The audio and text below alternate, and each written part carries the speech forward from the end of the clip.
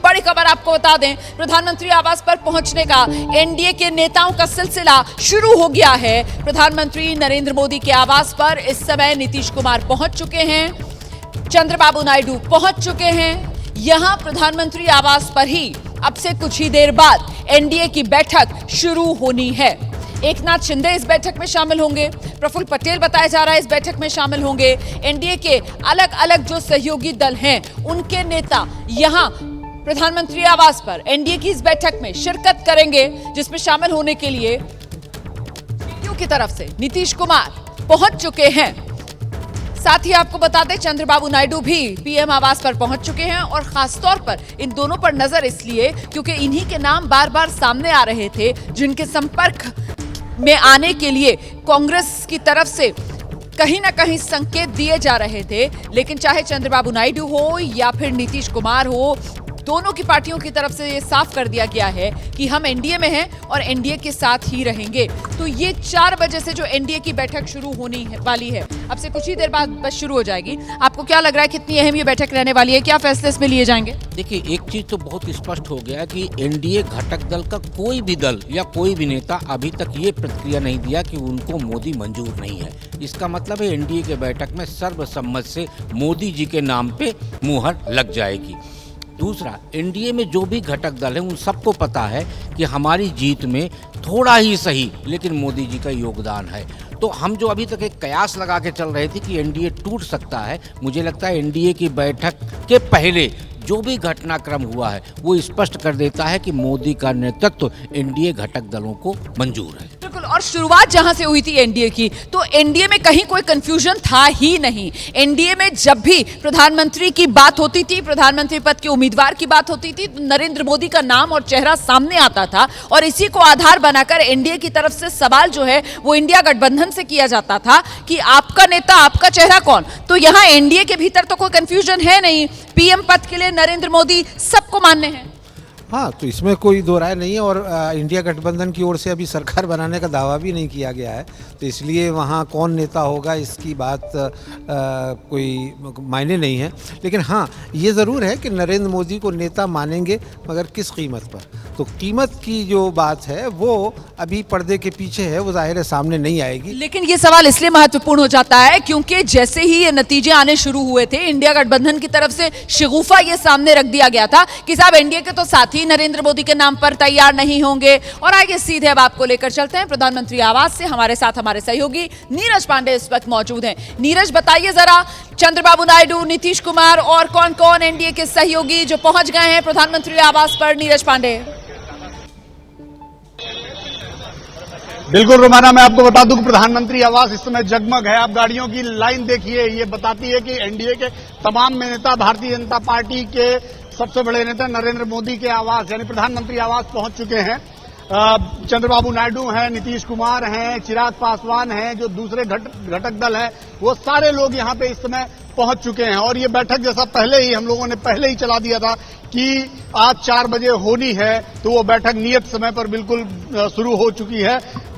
बैठक इस समय जब हम आप बात कर रहे हैं तो एनडीए की बैठक शुरू हो गई है और आज के तुरंत बाद ये सारे बड़े नेता एनडीए के घटक दल के जितने नेता हैं प्रधानमंत्री नरेंद्र मोदी के साथ राष्ट्रपति भवन जा सकते हैं और वहां नई सरकार बनाने का दावा पेश कर सकते हैं। जी, बड़ी जानकारी दे रहे हैं हमारे सहयोगी नीरज पांडे, बता रहे हैं कि एनडीए की बैठक शुरू हो गई है प्रधानमंत्री आवास पर। और साथ ही नीरज पांडे की तरफ से यह भी बताया जा रहा है कि आज ही एनडीए के जितने घटक दलों के नेता हैं सब एक साथ राष्ट्रपति भवन जा सकते हैं प्रधानमंत्री नरेंद्र मोदी के साथ और नई सरकार बनाने का दावा एनडीए की तरफ से पेश किया जा सकता है। और ऐसे में नीरज महत्वपूर्ण हो जाता है कि अभी तक कौन कौन पहुंचा। एकनाथ शिंदे को आपने देखा पहुंचते हुए, प्रफुल्ल पटेल आपको नजर आए क्या, और कौन कौन से नेता यहां पर नजर आए हैं अभी तक? नीरज पांडे।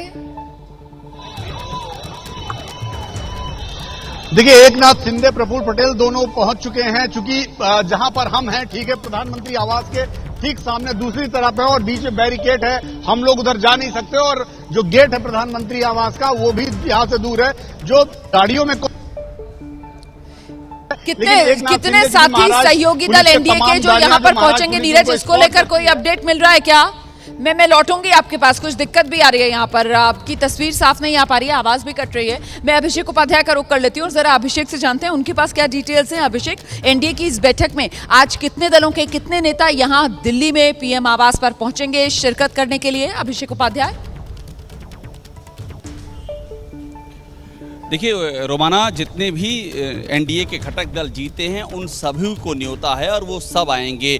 बहुत सारे ऐसे घटक दल एनडीए के जो हिस्सा थे पर जीते नहीं, जैसे कि सुहेलदेव भारतीय समाज पार्टी है यूपी में, निषाद पार्टी है यूपी में, जो जीते नहीं हैं उनको न्योता नहीं है। लेकिन जितने भी जीते हैं वो चाहे पूर्व से हों, दक्षिण से हों, उत्तर से हों, उन सभी को यहाँ पर इन्वाइट किया गया है। और हमारी जानकारी ये है कि उनमें से लगभग पहुँच चुके हैं। और मेरे ख्याल से जितना मैं समझ पा रहा हूँ, चूंकि बात वही जो नीरज कह रहे थे, हम लोग दूसरी तरफ हैं, यहाँ से बहुत सारी चीज़ें विजुअल क्लियर नहीं हो रही, गाड़ियों में जा कौन रहा है, लेकिन वो सभी आएंगे, इसमें कहीं कोई दुविधा नहीं है। और एक बात मैं आपको और बता दूं, और कुछ जानकारी मिल रही है बीजेपी की तरफ से कौन कौन इस बैठक में शिरकत करेगा और क्या एनडीए की इस बैठक में एनडीए का संयोजक उसको चुन लिया जाएगा क्या? अभिषेक उपाध्याय।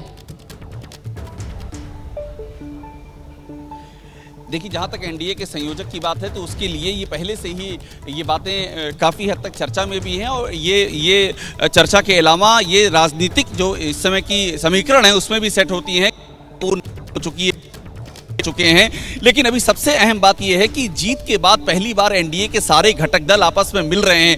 तो एक तरह से एक तो पहले औपचारिकता, जीत की बधाइयां और जीत को लेकर के किस तरह से पार्टी का दृष्टिकोण है, एनडीए किस तरह से इस पूरे तीसरे कार्यकाल को लेकर के आगे बढ़ेगा, इस तरह की औपचारिक बातें यहां पर होनी है। मैं आपको एक बात और बता दूं कि खांचा ये तय हो चुका है, सिर्फ अब जो तय होना बाकी है वो तय होना है ये है कि मिनिस्ट्री के लेवल पर क्या क्या चीजें अकोमोडेट की जानी है। और लेकिन वो बातें यहां तय नहीं होनी। मैं आपको ये भी बता दूं, यहां ऐसा नहीं हो रहा है कि कोई मिनिस्ट्री को लेकर के बातें होंगी कि आपको कौन सी मिनिस्ट्री दी जाएगी या कौन सी नहीं दी जाएगी। यहां दो चीजें अहम हैं। पहली बात तो ये कि राष्ट्रपति के पास जो दावा पेश करने के लिए जाना है वो कब जाना है, उसको लेकर के यहां पर एक राय बनेगी। उसमें जो नीरज कह रहे थे, आज की भी संभावना है और कल की भी संभावना है। इस बात की भी संभावना है कि कल भी एनडीए के नेता राष्ट्रपति के पास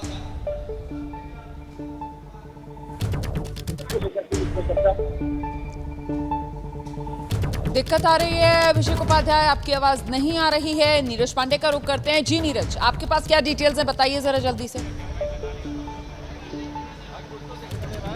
जी रोमाना, मैं आपको बता दूं कि किसी भी समय यानी कि अगले 20 से 25 मिनट में मेरी जो जानकारी है, एनडीए का एक दल प्रधानमंत्री नरेंद्र मोदी की अगुवाई में राष्ट्रपति भवन के लिए रवाना हो सकता है। उसमें एकनाथ शिंदे भी रहेंगे, प्रफुल्ल पटेल भी रहेंगे, नीतीश कुमार भी रहेंगे, इसके अलावा चंद्रबाबू नायडू भी रहेंगे, एक दो लोग और जीतन राम मांझी रहने वाले हैं। और प्रधानमंत्री के साथ जाएंगे, राष्ट्रपति से मुलाकात करेंगे और अपना समर्थन पत्र देंगे और सरकार बनाने का दावा पेश करेंगे नरेंद्र मोदी जी की अगुवाई में। उससे पहले एक फॉर्मल, मेरी जानकारी है, एक फॉर्मल तौर पर एनडीए की बैठक में नरेंद्र मोदी को प्रधानमंत्री पद का उम्मीदवार चुना जाएगा, तय किया जाएगा। अभी जो बैठक चल रही है, इस बैठक में रोमाना अब तक की सबसे बड़ी खबर। ये बड़ी जानकारी दे रहे हैं हमारे सहयोगी नीरज पांडे। और आइए अब जरा अभिषेक उपाध्याय का रुख करते हैं। अभिषेक, आप जो जानकारी दे रहे थे उसको मुकम्मल कीजिए।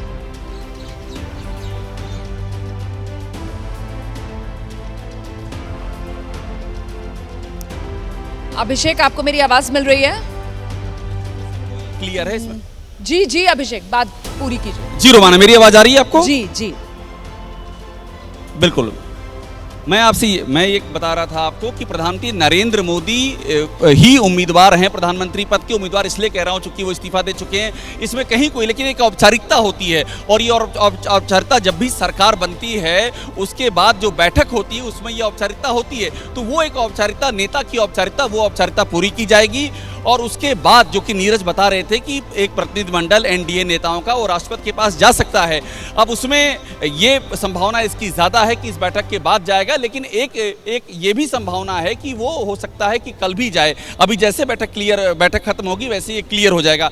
एक बात मैं आपको और बता दूं कि लेकिन कोशिश यही की जाएगी कि जल्दी से जल्दी ये तमाम औपचारिकताएं जो हैं वो पूरी कर ली जाए। मैं लौटूंगी आपके पास। तो एक तरफ एनडीए की बैठक जो शुरू हो गई है प्रधानमंत्री आवास पर, जहां एनडीए के तमाम सहयोगी दलों के जो साथी हैं वो पहुंच चुके हैं और ऐसे में एनडीए पूरी तरीके से इंटैक्ट नजर आ रहा है।